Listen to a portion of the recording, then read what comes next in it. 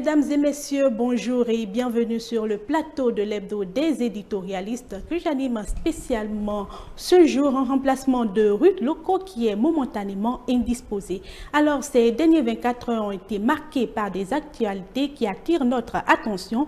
Les 34 ans de la Constitution béninoise, un test fondateur qui a permis d'instaurer la démocratie au Bénin, mais qui fait face à des défis et des critiques. Ensuite, la nomination récente des ministres conseillers perçus comme politiquement stratégiques. Alors, pour en parler, j'ai avec moi sur ce plateau trois invités. Bonjour à vous, Julio Tometti, vous êtes analyste politique.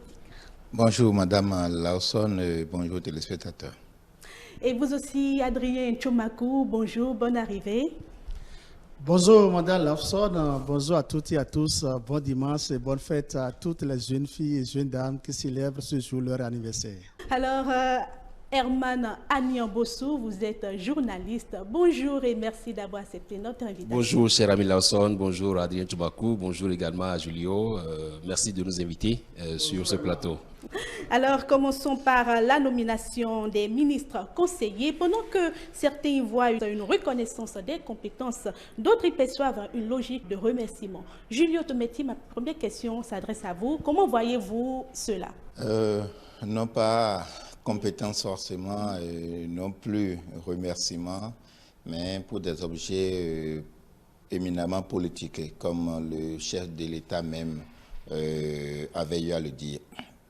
Il faut dire, en fait, pour rappeler un peu le contexte, qu'en janvier dernier, le chef de l'État a pris deux décrets portant composition, attribution des ministres conseillers, ensuite la grille des ministères concernés ou bien, en fait, de leur champ d'action. À la suite de cela, certains citoyens, que ce soit de la société civile ou politique, ont saisi la Cour constitutionnelle parce qu'ils ont estimé que les dispositions de ce décret-là biaisent un peu avec les principes d'égalité contenus dans la Constitution. Parce que, comme il est dit, par exemple, à l'article 4 du décret, c'est-à-dire les ministres conseillers sont nommés sur proposition des partis politiques proches de la mouvance présidentielle, représentés au Parlement ou non. Donc, les gens ont estimé que ça viole un peu le principe d'égalité contenu dans l'article 26 de la Constitution.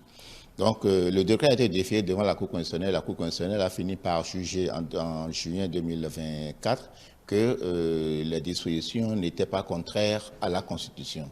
À partir de ce moment-là, ça laisse carte blanche au chef de l'État de pouvoir mettre ce décret-là en application.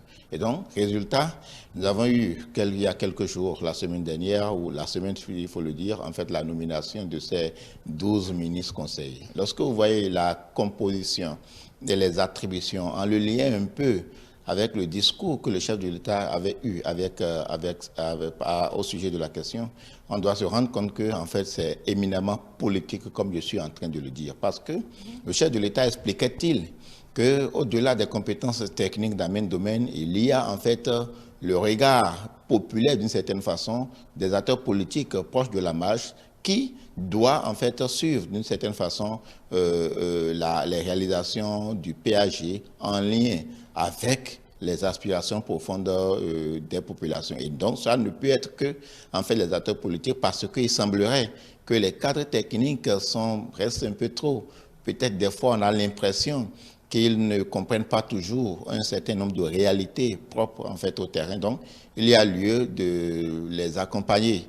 Et les partis politiques aussi murmuraient beaucoup, les partis politiques proches de la mouvance présidentielle, pour dire que la plupart des cadres, ministres, ministres, directeurs et autres, que le chef de l'État ne consulte pas souvent les partis politiques. Le chef de l'État convie ce qu'on peut appeler les halogènes, donc ceux qui n'ont pas fait le combat, en fait, pour que la rupture soit ce qu'elle est. Et donc, je me dis, en fait, c'est une manière pour contenter, en fait, les partisans, en même temps que ces personnes-là peuvent contribuer à davantage à un rôle de communication ou de mobilisation, en fait, vis-à-vis du peuple. Parce qu'on l'a lu dans l'élément, je considère que dans les jours à suivre, ce sont ces derniers-là qui viendront expliquer le pourquoi du comment de ce que tel ou tel, parce que voulant se montrer proche de la base en considérant en fait les objectifs politiques de la mouvance présidentielle actuelle.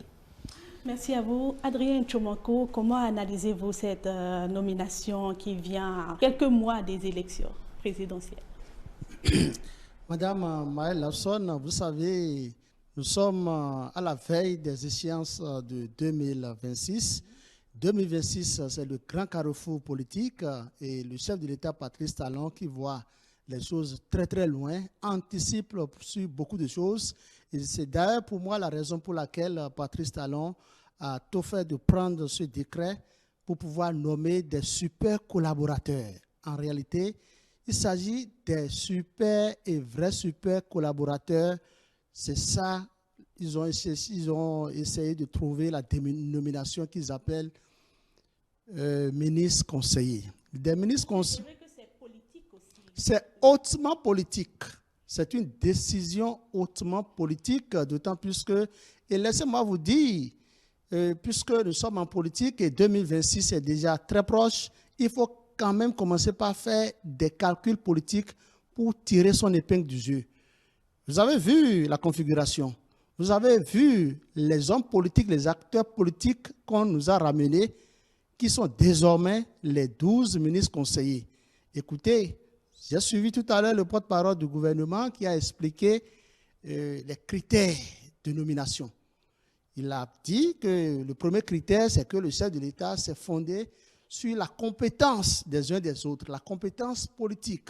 Parce qu'il y a ce qu'on appelle le devoir de compétence. Il faut que l'intéressé soit d'abord compétent politiquement pour pouvoir mieux occuper le terrain, pour pouvoir correctement prendre les paroles sur le terrain. Le deuxième critère, c'est quoi? C'est l'engagement politique. On a vu le jeune de 40 ans qui a été nommé parmi les 12 conseillers. Il s'agit bel et bien de M. Jonas Rantan. C'est bien ça son nom, Jonas Rantan, qui depuis 2016 a marqué l'histoire politique de notre pays en faveur de Patrice Talon. Nous avons aussi constaté dans les propos du porte-parole du gouvernement que le troisième critère, c'est bel et bien l'expérience politique.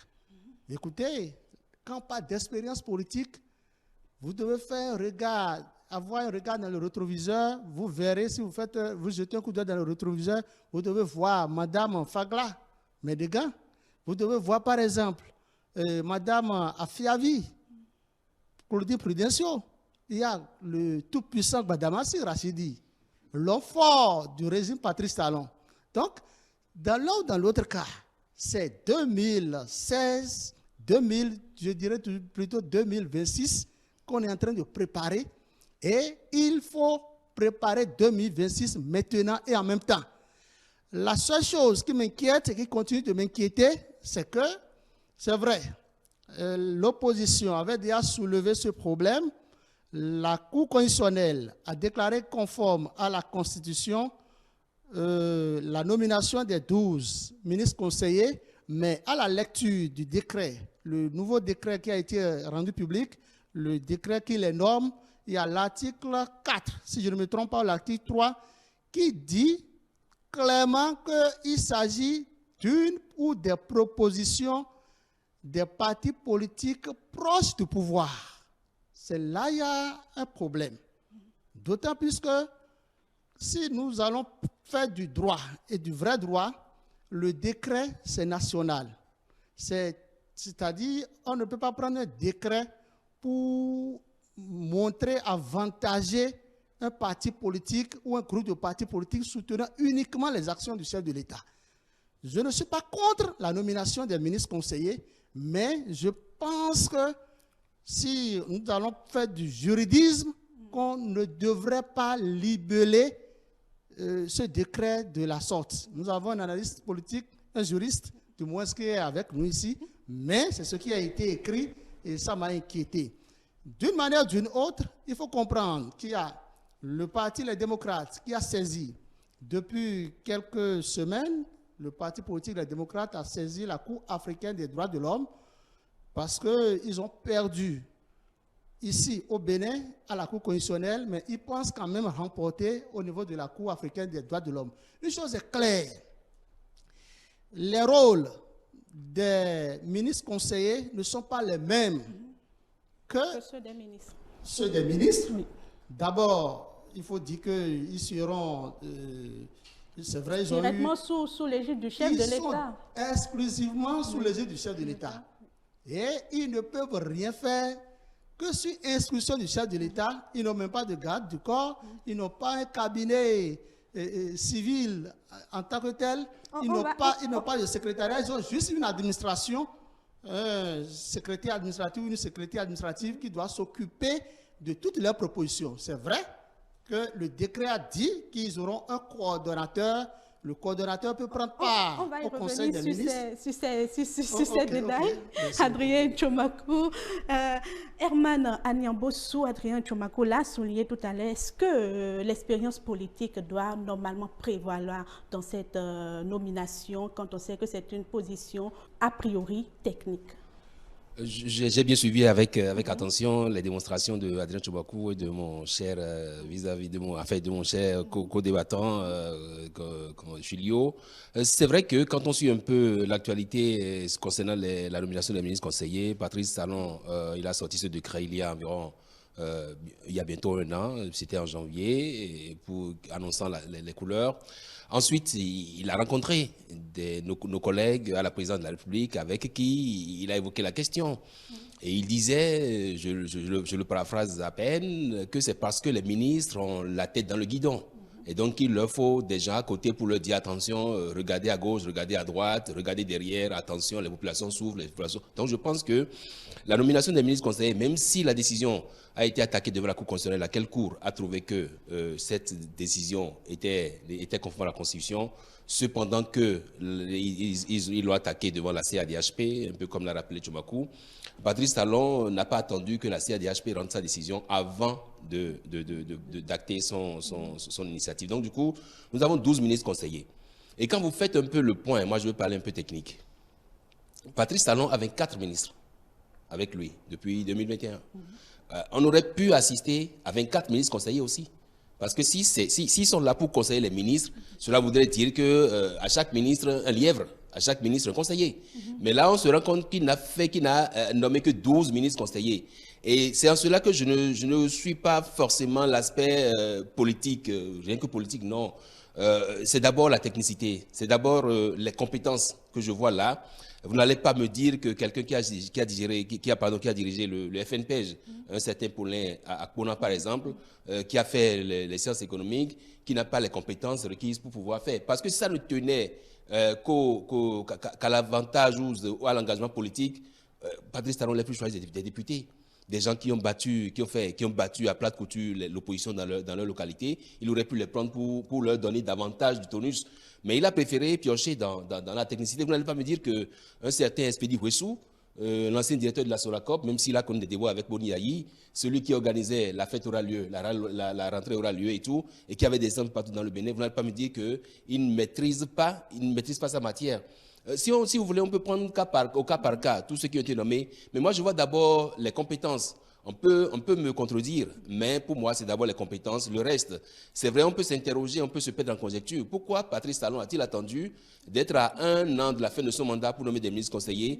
Est-ce que c'est parce qu'il a senti que ces ministres conseillers, ces ministres qui sont là, sont sclérosés, sont fatigués, ne produisent plus d'efforts, présentent des signes de fatigue? Est-ce que c'est pour cela qu'il s'est dit il vaut mieux leur adjoindre des gens? Et là, je crains même, à la longue ou chemin faisant, qu'on assiste à ce qu'on pourrait appeler une guerre des intérêts, un conflit des intérêts, un conflit d'attribution, parce que justement, c'est vrai, on rappelle que tous ont un secrétariat commun, mais qu'ils ont un coordinateur, ils vont assister au comité interministériel et que le coordinateur assiste au conseil des ministres. Quelle marge de manœuvre ont ces ministres conseillers-là pour que ce qu'ils proposent soit pris en compte et qu'ils acceptent tout bonnement comme ça de ne pas agir? Je pense que Patrice Talon, il est seul maître à bord de ce navire. C'est lui que le peuple béninois a élu en 2016. Et donc, oui, sauf que je reviens sur ce que Tchomakou a dit et qui me paraît fondé. Pourquoi est-ce que pour être ministre conseiller, il faut forcément que ce soit des gens qui soutiennent les actions de Patrice Talon? Tous, on est des Béninois. Voilà, c'est ce que j'ai à dire. Merci à vous, Julio Tometi. Je reviens à vous. En tant que juriste, qu'est-ce que dites-vous du caractère juridique du décret? Le caractère juridique du décret, je pense que la Cour constitutionnelle avait déjà vidé ça. Non, ce n'était pas... En fait, Quand on vous demande le caractère juridique du décret, c'est ce nouveau décret. Le décret prononcé sur l'article 3 ou 4, par exemple. Ce que vous dites était déjà, en fait, dans le décret de 2002, comment dire, le décret instituant de janvier, à l'article 4 notamment, qui dit expressément que voilà, le ministre conseiller est un collaborateur du président de la République, qu'il est nommé par décret du président de la République sur proposition des partis politiques, membres de la majorité présidentielle à l'Assemblée nationale ou qui soutiennent l'action gouvernementale. Et donc, la Cour constitutionnelle a vidé la question. Et je pense qu'au moment où la question s'était posée, il y a peut-être même un argument. Il faut aller un peu derrière pour peut-être comprendre. Vous savez, politiquement, il y a certains faits qui peuvent se justifier. Ça va sembler être de la discrimination, mais ça se justifie. Premièrement, le chef de l'État, de manière discrétionnaire, choisit ses collaborateurs. Et le chef de l'État ne peut que choisir ceux qu'il connaisse. Je disais à un opposant la dernière fois que même dans la charte des partis politiques, d'accord, il est proscrit, il est interdit, d'accord, à un opposant, déclaré opposant, d'accord, de se faire nommer à un poste de responsabilité, à moins que ce dernier n'ait d'abord démissionné ou que le dernier n'ait d'abord fait une déclaration, d'accord, de dissociation du parti politique de l'opposition. Donc, ça veut dire qu'il y a quelque chose qui est clair dans notre arsenal juridique. Un président de la République ne peut pas nommer, par exemple, un opposant à un poste. Ça, c'est impossible. Deuxième élément, on peut se dire, mais et nous autres, peut-être des personnes qui sont baladées de compétences, qui ne sont ni opposants ni mouvanciers, mais qui véritablement peuvent faire le job. Ici, je pense qu'en fait, le chef de l'État a voulu être le plus clair ou le plus précis que possible. Sinon, on pourrait faire du saupoudrage. C'est-à-dire, on va enlever ces éléments ou bien ces mots, ces expressions qui gênent, mais dans la pratique, ce sera exactement le cas. Je pense que le chef de l'État a voulu véritablement fisser, en fait, ce qu'il veut, le profil, le statut. Parce qu'en vérité, comme je le disais tantôt, c'est peut-être de la compétence, mais c'était en fait en répondant à une préoccupation des partis politiques à la base, de ces soutiens à la base. Les partis talons avaient le choix de faire un remaniement ministériel, de dire je ne recherche plus tellement les cas techniques, ou bien les cas techniques là, je vais les chercher exclusivement dans les partis politiques qui soutiennent mon action. Ou j'ai le choix de trouver un autre mécanisme, quand bien même je vais maintenir mon équipe pour contenter d'une manière ou d'une autre mes partisans, ou bien pour faire voir à la communauté que je suis attentif, parce que c'est comme si on veut donner en fait un nouveau souffle d'une certaine façon à l'action gouvernementale. Donc pour moi, juridiquement, il n'y a pas grand-chose qui cloche d'une certaine façon. Maintenant, lorsqu'on va dans le fond, Monsieur Adrien, il ne faut plus s'extraire de ce qu'on a nommé Monsieur Rantan, ministre conseiller. On a dépassé ça. On a nommé un jeune de 40 ans ministre. Non, on a dépassé ça. Regardez un peu autour de nous et vous allez rendre compte que nommer un jeune ministre conseiller, ça ne veut presque pas dire grand-chose d'une certaine façon. C'est peut-être juste une question de représentativité pour qu'on ne se dise pas qu'il n'y a pas de jeunes dedans.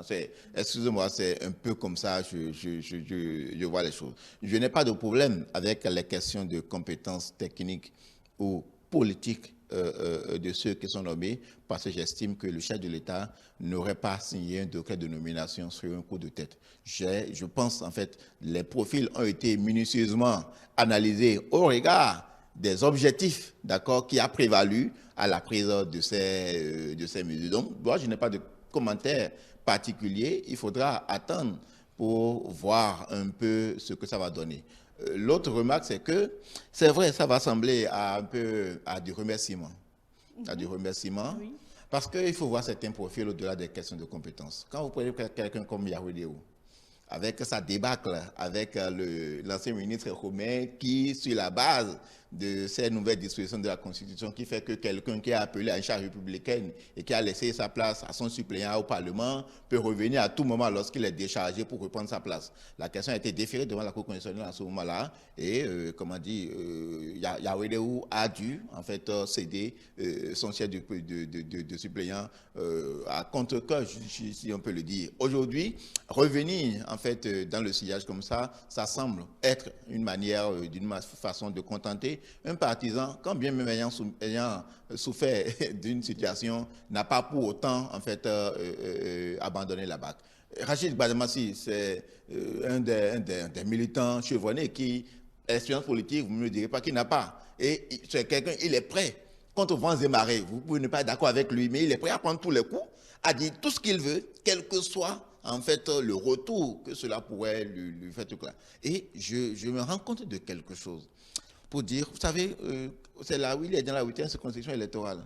J'ai suivi par exemple la dernière fois les démocrates sur une chaîne de télévision, un membre des démocrates, sur la question de 20% par circonscription pour dire, eux, ils peuvent travailler à faire échouer la réforme jusque, je dis, dans la 8e circonscription par Parakou et environ, d'aller positionner par quelqu'un comme Boni Yahi et tout faire, on peut laisser tous les autres circonscriptions, mais faire que là, c'est-à-dire eux, ils obtiennent plus de 80%, d'accord, pour qu'aucun autre parti politique ne puisse atteindre la barre de tout ça. Donc, c'est un défi. Donc, quand vous avez de ces défis-là, il faut trouver les hommes, d'accord, qui sont prêts à faire le challenge. Et quelqu'un comme Rachid Gbadamassi, on ne me dira pas qu'il n'est pas aguerri par rapport à cette tâche-là. Donc, on ne peut pas ne pas voir, en fait, 2026 à travers ce qui est en train. Mais l'essentiel, c'est qu'il y a lieu aujourd'hui de rester, voir comment ils vont être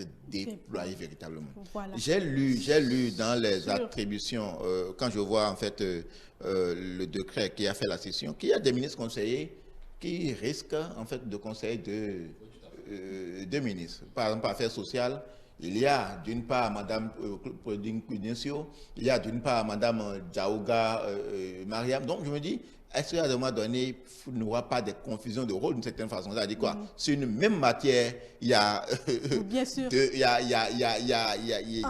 ministres. Donc j'espère que la coordination telle qu'il a été prévue, la suite a été prévue, travaillera peut-être à coordonner pour que de ces meilleurs n'apparaissent pas.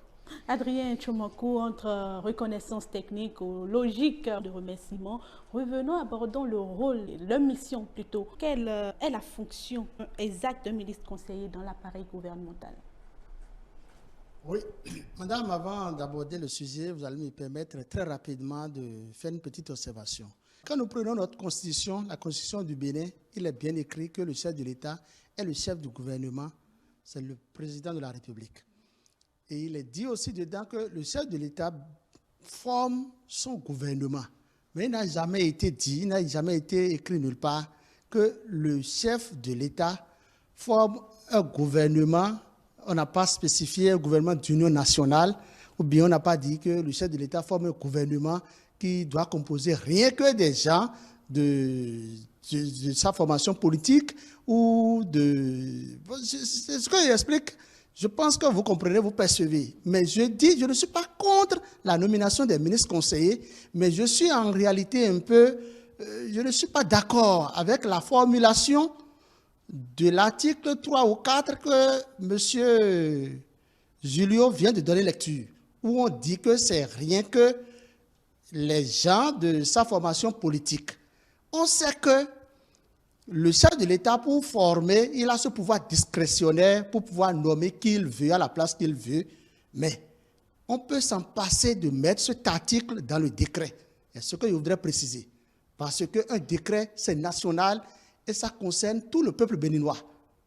Ça, ce n'est qu'une petite parenthèse. Vous voulez savoir, vous pouvez me... La fonction exacte des ministres. La fonction des ministres conseillers, des 12 ministres conseillers, c'est dit bel et bien dans le décret de leur nomination. Il faut dire que d'abord, ils seront plus sur le terrain qu'au bureau. Ils seront en contact avec les populations à la base. C'est d'ailleurs la raison pour laquelle moi j'ai apprécié, j'ai aimé cette volonté du chef de l'État d'avoir des super collaborateurs. Des collaborateurs qui ne seront pas au bureau, ce n'est pas seulement prendre part au comité interministériel ou au conseil des ministres, mais aller à l'écoute des populations, suivre, bien sûr, la mise en œuvre du PAG, suivre la mise en œuvre des projets sectoriels. Est-ce que dans telle localité du Bénin, ce qui est prévu est en train d'évoluer? Est-ce que ça a commencé? Quelle est la date requise? Quelle est la date du démarrage? Donc, ils ont l'obligation de faire un compte rendu régulier au chef de l'État. En réalité, si vous prenez l'appareil d'État, c'est une seule personne qui a l'obligation de faire un compte rendu à tout moment au chef de l'État. C'est bel et bien le DSLD. Il faut que vous compreniez, même si le chef de l'État a des ministres, des collaborateurs, des conseillers, surtout, mais tel que l'appareil d'État fonctionne, celui-là qui parle dans les oreilles du chef de l'État presque toutes les minutes, c'est bel et bien le patron des services de renseignement. Il peut oublier des choses, il peut ne pas être écouté, mais si les ministres même lui disent quelque chose et que ces ministres conseillers viennent appuyer ou ces ministres conseillers constatent qu'en réalité, le ministre qui sont censés conseiller, que ce ministre ne répond pas à la volonté du chef de l'État, alors Patrice Talon doit comprendre et tirer très rapidement les conséquences. Vous devez constater que le chef de l'État béninois, c'est quelqu'un qui n'est pas dans une habitude, je ne sais pas, il aime maintenir sa ministre depuis 10 ans environ, pour ne pas dire 9 ans. Combien de ministres avons-nous vu relever de ces postes? S'ils ne sont pas tellement nombreux. Donc je pense même que l'occasion est venue pour que des ministres en poste, à différents postes, se mettent véritablement au travail. S'ils ne travaillent pas bien, peut-être ce sont les ministres conseillers qui vont les remplacer. C'est de ça qu'il est question. Il est temps que des ministres sachent qu'ils ont quelqu'un, c'est en quelque sorte, c'est un conseiller 7, mais ils sont là pour les suivre, pour pouvoir les auditer. Quand je dis auditer, ce n'est pas auditer au sens large, mais ils sont là pour un suivi régulier des actions sectorielles, des actions ministérielles. Ce qui est prévu, est-ce que ça se fait? Est-ce que ça a commencé? Est-ce qu'il n'y a pas de tripatouillage? Est-ce que les populations sont satisfaites? Quelles sont les attentes du peuple béninois dans tel secteur, et à Tchoumi-Tchoumi, à Dassa, à Natitengou, à Boukoumbe, ainsi de suite? Je pense que l'heure est arrivée pour que Patrice Talon, chef de l'État, chef du gouvernement, même se sente plus à l'aise et très bien vautré pour mieux écouter, pour mieux savoir ce qui se passe dans chaque ministère. Bien sûr. Alors, Herman Agnan-Bossou, on n'encourt pas le risque qu'il y ait confusion entre les missions du ministre et des missions des ministres conseillers. Je note simplement que à la nomination de ces ministres conseillers, il y en a qui vont conseiller 2 ministres à la fois. Quand je prends par exemple le cas du ministre Gbadabassi, ministre conseiller Gbadabassi, il doit conseiller à la fois le ministre de l'Intérieur et de la Sécurité et le ministre de la Défense. Vous voyez, quand je prends le jeune dont Tchomakwa parlait, Rantan par exemple, il doit conseiller le ministre des Sports et conseiller à la fois l'autre ministre de la Culture et tout. Quand vous prenez par exemple le ministre Paulin Akona, il doit conseiller le ministre Biochane, le ministre des Finances, parce qu'il s'occupe là des affaires économiques. Vous voyez, donc je note simplement que c'est la seule qui s'occupe d'un secteur clé, c'est Claudine Prudencio, qui va s'occuper de la santé uniquement. Je crois que c'est ce que le décret a dit. Et donc, quand vous faites le point aujourd'hui, vous constatez que Patrice Talon, il a quand même réussi à faire un petit dosage, un savant dosage, en faisant en sorte de ne pas dilapider tellement nos sous, parce que justement, s'il mettait en place 24 ministres conseillers, nous serons encore là, éditorialistes, à dire, ben voilà, c'est une manière pour lui de vider les caisses de l'État. Oui, que je suis d'accord avec mon co-débattant quand il dit, par exemple, que oui, l'opposition même n'est pas autorisée à participer au gouvernement, sauf en cas de gouvernement d'union nationale. Ça se passe dans beaucoup d'autres pays où le gouvernement, le chef de l'État invite les autres à venir parce qu'il y a eu crise et tout. Chez nous, ce n'est pas encore le cas et on souhaite que ça ne vienne jamais. Mais en revanche, on a assisté dans ce pays à des gouvernements où, à part les acteurs politiques, le chef de l'État fait appel à des compétences dans la société civile, par exemple. Et il n'est pas exclu, par exemple, que quelqu'un, par exemple, qui a été responsable d'organes de presse, qui s'y connaît en matière de communication, soit appelé à gérer, à être ministre, conseiller au ministre, parce qu'on trouve en lui des compétences pour conseiller en matière de communication. Et quand on parle tellement des autres, on ne parle jamais de nous autres. Alors, il n'est pas exclu non plus qu'on fasse appel à quelqu'un de la société civile, par exemple, ou à un universitaire, par exemple, qui s'y connaît en matière, c'est pas, d'agroéconomie ou d'agro-cipouvre, qu'il vienne sans même qu'il appartienne à un parti politique. C'est à cela que je dis, je rejoins Tchomakou qui dit qu'on aurait pu passer sous sous silence cet aspect qui consiste à dire, oui, les ministres conseillers sont désignés ou sont proposés par les partis politiques qui soutiennent. Non, on aurait pu se passer de cela. Le chef de l'État, il a la discrétion totale de sa nomination. C'est lui, il peut même demander à tous les acteurs poser des gens à nomination. C'est lui qui à la fin dit, j'ai choisi tel, sans même pouvoir justifier pourquoi il a choisi tel. Parce que justement, en faisant comme il a fait, et Tchobakou l'a dit, le décret qui a été pris là, ne pensez pas pour le Bénin seul.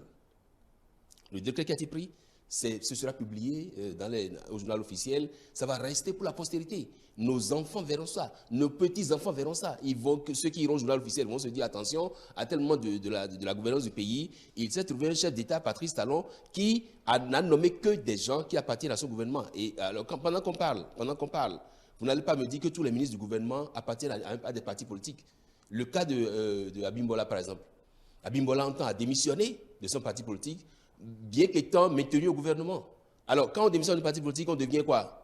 On n'est plus acteur politique. Avant, je ne sais pas si aujourd'hui il appartient déjà à un autre parti, il a fait son appartenance ou son allégeance à notre parti politique, mais toujours est-il que, oui, en voulant faire les choses dans les règles de l'art, je pense qu'il ne faut pas qu'on oublie qu'on gère un pays, qu'on gère toute une population, et que au sein de la population, il n'y a pas que les acteurs de la majorité. Et encore que là, si Patrice Talon voulait préparer effectivement 2026, je pense qu'il y a bien des acteurs qui sont députés aujourd'hui et qui voudraient quand même être des ministres conseillers. Parce que ce qu'on oublie de dire, le ministre conseiller qui va sur le terrain, il peut paraître plus fort politiquement que le député, y compris le ministre, parce que lui, il est sur le terrain. Et c'est lui qui a beau jeu de venir dire après aux populations, c'est parce que j'ai soufflé telle chose dans l'oreille du chef de l'État que vous avez constaté tel changement. Et donc, comme ça, on risque d'assister à des guerres, on risque d'assister à des guerres comment dit-on, des guerres de leadership dans des zones, parce que justement, quelqu'un qui va, par exemple, agir pour satisfaire aux besoins de la population, il ira dire aux populations, c'est grâce à moi que vous avez tout ça. Après, je pense que 2026 nous promet assez de surprises. La lecture qu'il faut faire, c'est ce que le chef de l'État a commencé par dire en parlant de la réforme du système partisan, rendre fort les partis. Aujourd'hui, il faut se rendre compte que lorsque vous voulez participer à l'action publique, lorsque vous voulez participer à la gouvernance publique, alors rentrez dans les partis. Il n'y a pas une autre leçon que ça. Si vous voulez participer, si vous voulez contribuer à la gouvernance publique, rentrez dans les partis politiques. Donc, il n'y a pas lieu de dire, moi je suis journaliste, je ne veux pas faire tout cela, mais que je veux, à un moment donné, participer à la gouvernance publique. Non. Ça, aujourd'hui, c'est presque de la responsabilité des partis politiques qui, justement, bénéficient de nos finances pour contribuer à leur renforcement de leur cadre, ainsi de suite. Et donc, pour moi, en fait, ça suit simplement, en fait, la logique que nous avons eu depuis 2017-2019 dans la perspective de renforcement des partis politiques. Vous permettez rapidement. Et je ne suis pas du tout d'accord avec monsieur... Le nom, c'est M. Junior Tometin.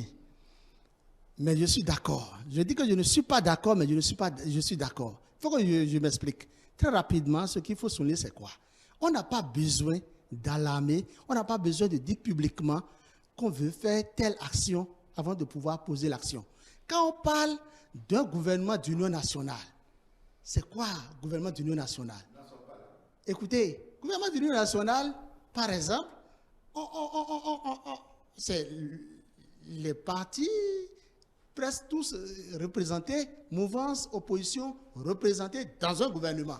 Pourtant, notre constitution ne l'a jamais dit et ça se passe.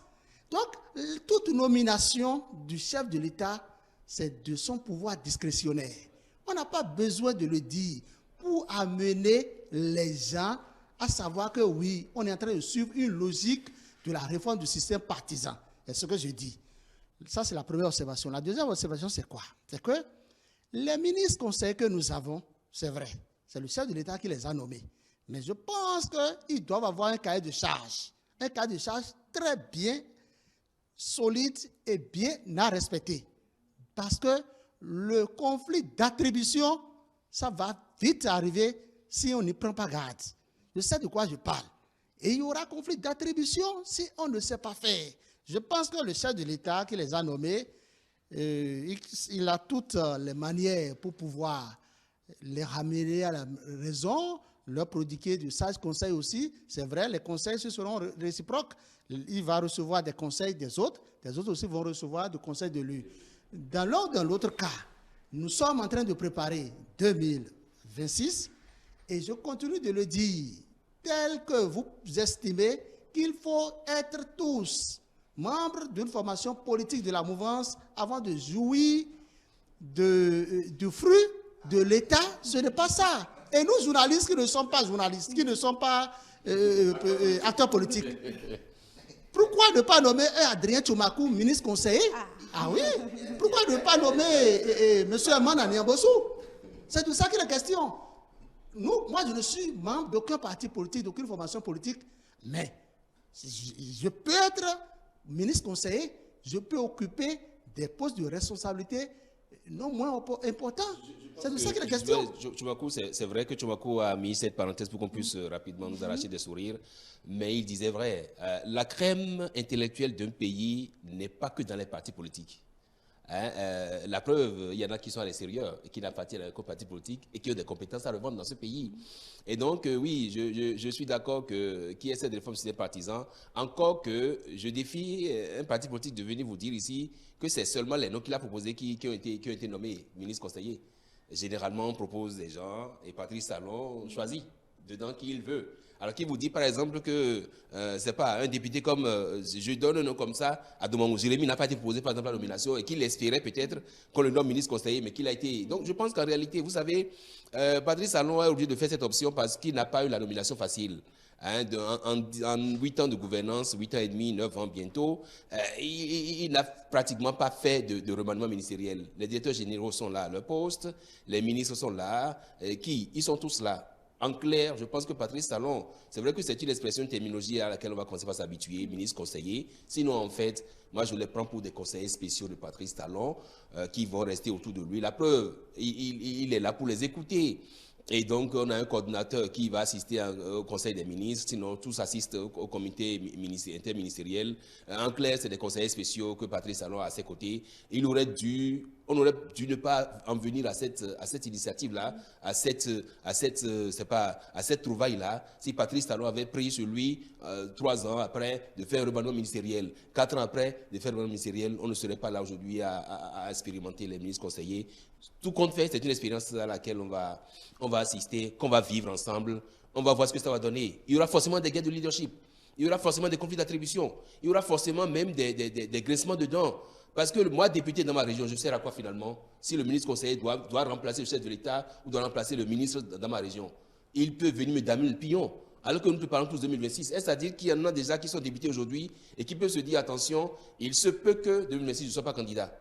Parce que là encore, je rejoins mon ami Tometin, Julio, on me dira que c'est le parti politique qui a positionné des candidats à ces différents postes de députés ici. Ça. Donc je pense que la fin de mandat de Patrice Talon s'annonce pour ma part un peu... Moi, personnellement, pour finir sur ce dossier, je voudrais juste dire que cette affaire où on dit que le chef de l'État veut asphyxier les finances publiques, c'est un autre débat. C'est un autre débat, carrément, vous l'avez dit. Et pour les ministres conseillers, c'est vrai. Quand on parle de ministre conseiller, les gens vont s'attendre à une rémunération. C'est de l'argent. Mais c'est dit aussi clairement dans le décret que c'est sur financement des sous de la présidente de la République. Nous ne parlons pas que ministre conseiller, mesdames et messieurs, nous parlons également des 34 ans de la Constitution béninoise adoptée le 11 décembre 1990 à l'issue de la conférence nationale. La Constitution béninoise a permis la stabilité politique et la construction d'un État de droit. Alors, Julio Tomechi, puisque je suis avec vous, dites-nous, après 34 ans, le test répond-il toujours aux aspirations des citoyens? Je vous réponds tout de suite que oui. Oui, en cette matière qu'une constitution, sa vie, d'accord, ça s'adapte à un temps, à des circonstances, et cela n'échappe pas aussi à l'usure du temps, comme l'a dit un célèbre professeur de droit constitutionnel. Et donc, l'usure du temps a fait que notre constitution, quand bien même elle a garanti notre stabilité de 90 jusqu'à 2019, Et comme il a été déjà commencé par être implémenté depuis 2000-2001, en fait, des initiatives de révision sont apparues parce que, comme je le disais tantôt, la Constitution n'échappe pas à l'usure du temps. Il faut la remodeler, en fait, pour s'adapter aux nouvelles exigences. Les processus de révision successive ont presque tous échoué. Premièrement, par défaut de collaboration, ensuite par un certain nombre de guerres politiques et, si je peux dire, en fait, de l'élite intellectuelle. Parce que tout le monde veut être à la table là où les questions de constitution se discutent. En 2019, nous avons fait le grand pas, sinon le grand saut, en révisant la Constitution. Est-ce que de 2019 à aujourd'hui, la stabilité que nous avons connue de 90, est-ce que ça continue d'être? Nous pouvons, sans risque de nous tromper, dire oui. Dire oui en ce sens que, non pas pour minimiser les faits qui ont failli basculer en fait notre tranquillité, et je mets ça simplement sur le coup de ce que tout changement majeur dans ce sens bouscule forcément les habitudes et on prend du temps pour s'adapter. Je pense que le peuple béninois, dans son ensemble, les acteurs politiques en particulier, ont pris le pli. Et aujourd'hui, vous n'allez plus entendre la question de constitution de telle ou telle disposition n'est plus trop le problème. C'est peut-être beaucoup plus les lois électorales et tout le dispositif législatif qui entoure. Donc, de 90 à 2024, le Bénin continue en fait d'être un exemple de stabilité politique dans la sous-région et à l'international et nous pouvons nous féliciter de ça, quels que soient les quelques encoches que nous avons connues à l'issue ou à la suite de la révision conditionnelle intervenue en 2019. Merci à vous, Julio Tometti. Adrien Tchomakou, avec la révision de 2019, peut-on toujours parler de 34 ans de la Constitution béninoise? Vous voulez savoir si, depuis 2019, que notre Constitution a été légèrement modifiée, si on peut encore parler de quoi déjà? De 34 ans de la 34 ans. Bon, c'est relatif, hein? C'est une question de oui et de non. Oui et de non, d'autant plus que c'est vrai, ce sont les députés à l'Assemblée nationale qui représentent le peuple béninois. Donc, ce sont les députés, même si en ce moment, il n'y avait que des députés de la mouvance présidentielle qui avaient modifié la loi fondamentale. Il faut dire que ça n'a pas été du goût de plusieurs Béninois, en l'occurrence les opposants, et plusieurs populations à la base. Aujourd'hui, nous parlons de 34 ans de notre Constitution. Si on parle de 34 ans de la Constitution, c'est parce que, de façon générale, tout le monde continue de considérer la Constitution du 11 décembre 1990. Et pour plus d'un, c'est cette Constitution qui est toujours en vigueur. Et ça a été modifié par une loi. C'est ce qui se dit. On dit que la Constitution n'a pas été modifiée, mais c'est une loi qui est venue juste compléter et on nous parle d'une modification. Dans l'un ou dans l'autre cas, une chose est claire, la première constitution, la loi fondamentale de 1990, c'était à la faveur d'une conférence nationale des forces vives de la nation. Donc, si des gens continuent d'estimer que parce que des opposants n'étaient pas représentés à l'Assemblée nationale pour qu'une modification de la loi fondamentale intervienne, c'est aussi vrai, d'autant plus que les conditions dans lesquelles cette modification était intervenue, ce n'était pas aussi reluisant. Il faut avoir le courage de le dire. Ce n'était pas reluisant et c'est ça qui fait que je pense qu'à un moment donné, pour ne pas dire qu'en 2024, le gouvernement béninois souhaite encore une légère modification.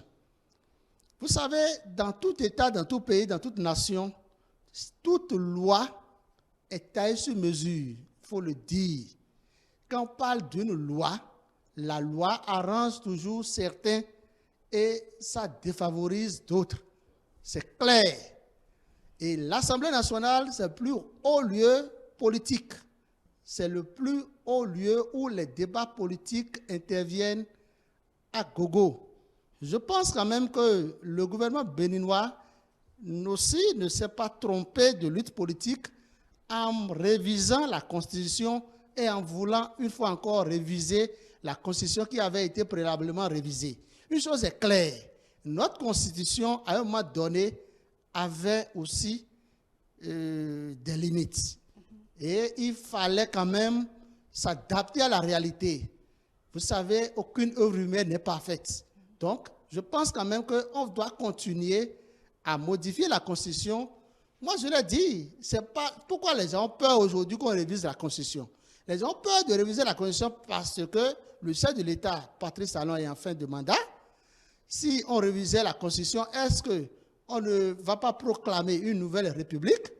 Est-ce que certains articles qui portaient des verrous ne seront pas sautés? C'est-à-dire l'âge qui est fixé à 70 ans, le mandat de 2 mandats de sa vie, est-ce que ça ne sera pas sauté? C'est ce qui inquiète plus d'un.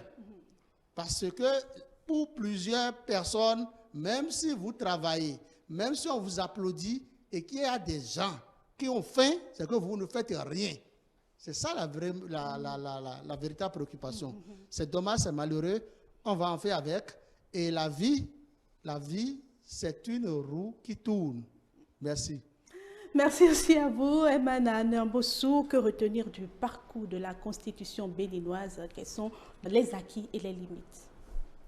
Oui, 11 décembre 90, la Constitution du Bénin a été adoptée. Et donc, ce qui fait que le Bénin est devenu État démocratique et tout, après la Révolution. Pour nous qui avons été à l'école nouvelle, on sait ce que c'était l'école révolutionnaire avant de passer à la conférence nationale, laquelle a accouché de cette constitution-là. Et je pars du principe d'office que tout texte législatif est d'abord discriminatoire. Tchobakou l'a dit, je reviens là-dessus. La constitution de 90, ça disait qu'il faut avoir 40 ans au moins et 70 ans au plus pour gouverner. Ça veut dire que si Macron était au Bénin, il n'aurait jamais été président de la République, peut-être. Parce que, qu'est-ce qui vous dit que Diomaye Faye, au Sénégal, il est président de la République du Sénégal, à un certain âge.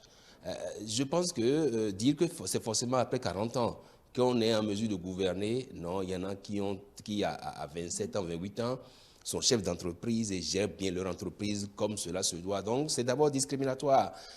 C'est vrai que ça a été révisé en 2019 à la faveur d'une nuitamment, sans qu'il y ait la présence de l'opposition au Parlement. Le test, on a profité pour revoir un peu. Désormais, on a une Cour des comptes. Désormais, il y a des choses qui ont été modifiées parce que, justement, toutes les législatives également, elles lèvent d'abord de son temps. C'est vrai qu'aujourd'hui, il y en a qui pensent que la Constitution est révisée. C'est vrai que ce qui captive les attentions aujourd'hui, c'est le code électoral, c'est le fichier électoral, c'est les lois qui concernent les élections. Alors qu'en réalité, la Constitution elle-même, elle est là, tranquille, assise, là, posée, les regardant. Est-ce que, de toute façon, aujourd'hui, on a à l'Assemblée une minorité de blocage, donc qui ne peut plus autoriser comme ça qu'on modifie la Constitution? Si cette minorité était peut-être au Parlement, peut-être qu'on n'aurait jamais assisté à cette modification, alors que c'était une modification qui était nécessaire pour qu'on puisse adapter la Constitution à la nouvelle donne. Tout compte fait, je ne peux pas dire que l'état de droit n'est pas assuré. Non, l'état de droit est là, encore que sur ce qui concerne les libertés fondamentales, la Constitution qui a été modifiée a apporté beaucoup d'améliorations. Sur ce qui est de la stabilité politique, c'est vrai qu'à ce niveau, on peut trouver toujours à redire parce que justement, l'opposition n'était pas là-bas, au moins ils modifiaient la Constitution, c'est la majorité seule qui était là. Est-ce qu'aujourd'hui, l'opposition se dit, bon, parce qu'on n'était pas là, ils ont modifié des choses, tout compte fait, on attend de voir ce que ça va donner, mais je pars du principe que la Constitution du Bénin, comme toute autre Constitution, n'est pas éternellement, il faut modifier et l'adapter au temps, voilà. Merci à vous. Julio Tometti, quelle solution serait nécessaire pour moderniser la Constitution pour que dans le temps, elle ne devienne pas caduque? Justement, c'est pour que ça ne devienne pas caduque que nous avons dû toucher la nôtre en 2019 parce que ça présentait déjà des signes de carence d'une certaine façon. Et vous savez, on ne peut pas aborder la question des 34 ans de la Constitution. Le débat va forcément se centrer sur la révision constitutionnelle intervenue en 2019. Moi, je me pose simplement deux questions, en fait, et les réponses doivent être claires dans la tête des uns des autres. Est-ce que la révision qui est intervenue, est-ce que la révision a suivi la procédure prescrite par la Constitution elle-même? La réponse est oui, parce que c'est le pouvoir constituant dérivé. On peut prester toutes les intentions, en fait, à ce Parlement-là, mais vous ne pouvez pas enlever à un Parlement régulièrement installé un certain nombre de ses attributions parce qu'il serait monocolore d'une certaine façon. Et donc, ça fait partie des attributions du Parlement, la révision de la Constitution lorsqu'ils atteignent le seuil exigé par la Constitution elle-même et en suivant la procédure de révision prévue. Deuxième élément, est-ce que la révision qui est intervenue, est-ce que ça a remis en cause nos fondamentaux, ce que les pères fondateurs avaient appelé les fondamentaux de la Constitution?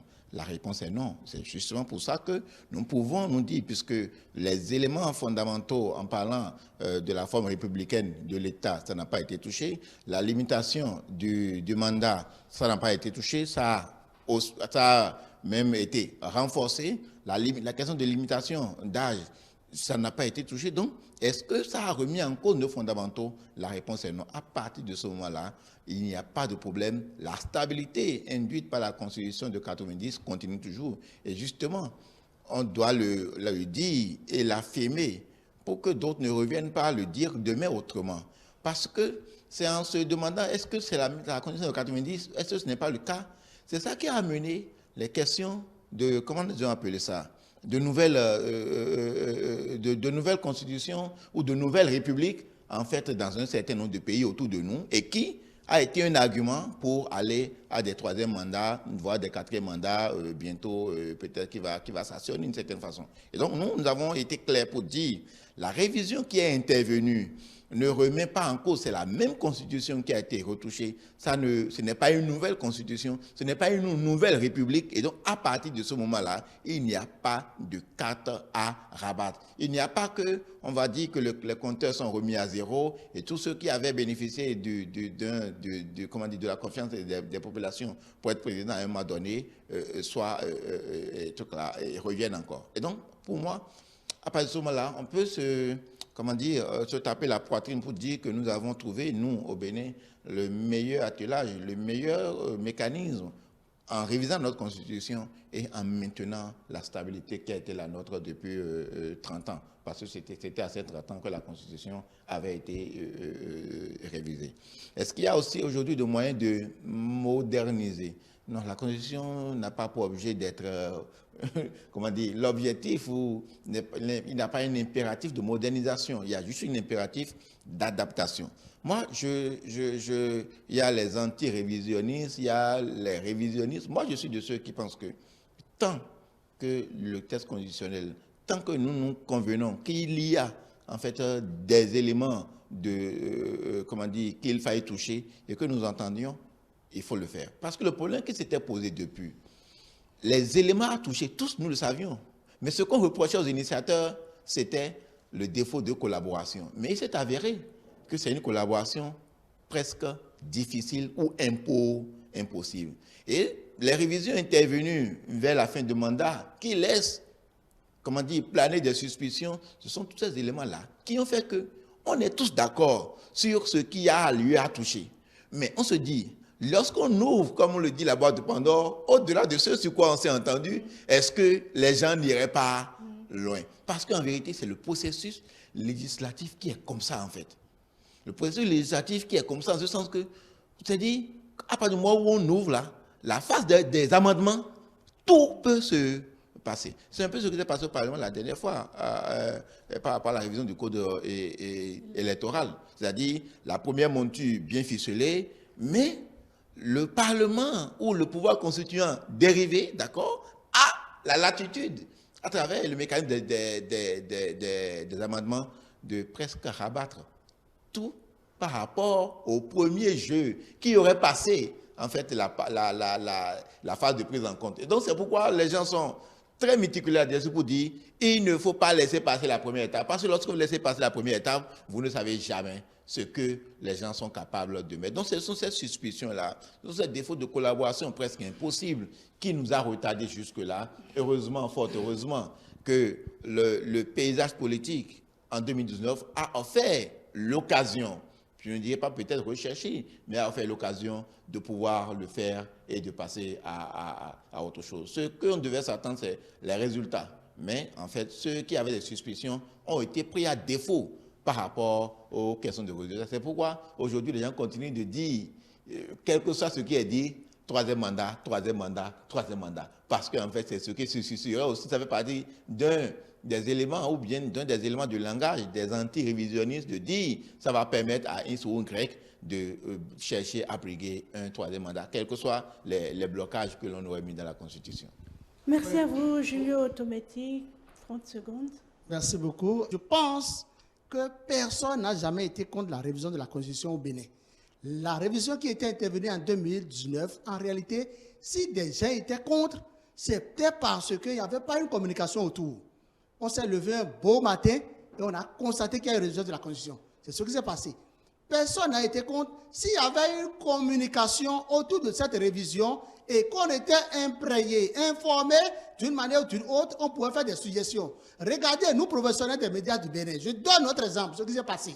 Où la hack que nous avons, heureusement que le chef de l'État a essayé de corriger un peu cette fois-ci. Regardez, la révision qui était intervenue, écoutez, est-ce que la configuration de la hack a été touchée? Ça n'a pas été modifié. On dit que c'est une institution qui s'occupe des journalistes, mais c'est des acteurs politiques qui malheureusement s'occupent des journalistes. Comment vous jugez ça? C'est maintenant que ça a été corrigé. C'est la communication qui n'avait pas suivi. Non. Et il faut qu'il y ait une communication. Et les gens allaient faire des amendements, des propositions pour qu'on prenne en compte les vraies préoccupations du peuple béninois. C'est ça qui est la question. Je vous permets de chuter rapidement. En un seul mot, c'est juste dire que réviser une constitution n'a jamais été le fait de tout le monde.